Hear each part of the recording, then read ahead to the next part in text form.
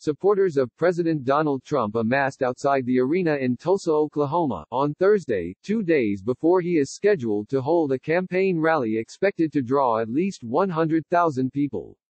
"We want to show our support," Robin Stites, who's been camped out since Monday, told the Oklahoma newspaper. "We feel like President Trump and his family have dedicated their lives to helping our country.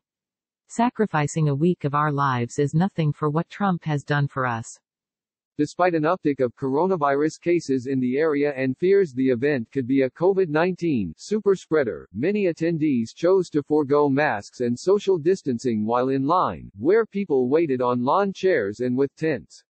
One group even entertained their fellow Trump supporters with an upbeat song about his re-election, singing, "Vote Trump 2020." Trump said this week that over 1 million people had requested tickets for the event in the 19,000-seat Bank of Oklahoma Center, and his campaign has been lining up overflow areas.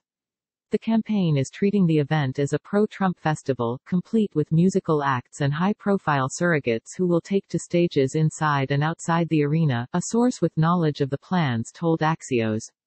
A Trump campaign spokesperson confirmed the report to NBC News.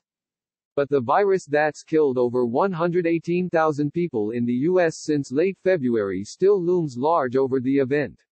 In order to get tickets, prospective attendees had to agree to waive their rights to hold the Trump campaign, the Box Center or any of the rally's organizers liable if they contract the virus.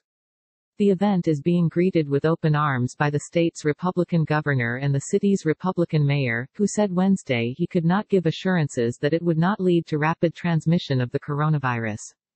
"I'm not positive that everything is safe," Mayor G.T. Bynum said, adding that he completely understands the concern people have if rallygoers are not cautious.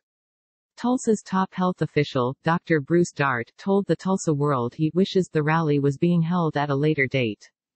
"I wish we could postpone this to a time when the virus isn't as large a concern as it is today," Dart told the paper. "I'm concerned about our ability to protect anyone who attends a large, indoor event, and I'm also concerned about our ability to ensure the president stays safe as well." The Trump campaign has said every attendee will be subjected to a temperature check and offered hand sanitizer and a mask, although masks are not necessarily required. A suit brought by Tulsa businesses and residents aimed at mandating coronavirus precautions at the rally was denied by an Oklahoma judge on Wednesday. Lawyers for the plaintiffs turned to the Oklahoma Supreme Court for help on Thursday, arguing during a phone conference that, "It's madness to let this event go forward." The lawyers noted that the courts aren't allowing full trials because of coronavirus safety restrictions. "If it's not safe to have 12 citizens in a jury box, how is it safe to have 19,000 people together?" one of the lawyers argued.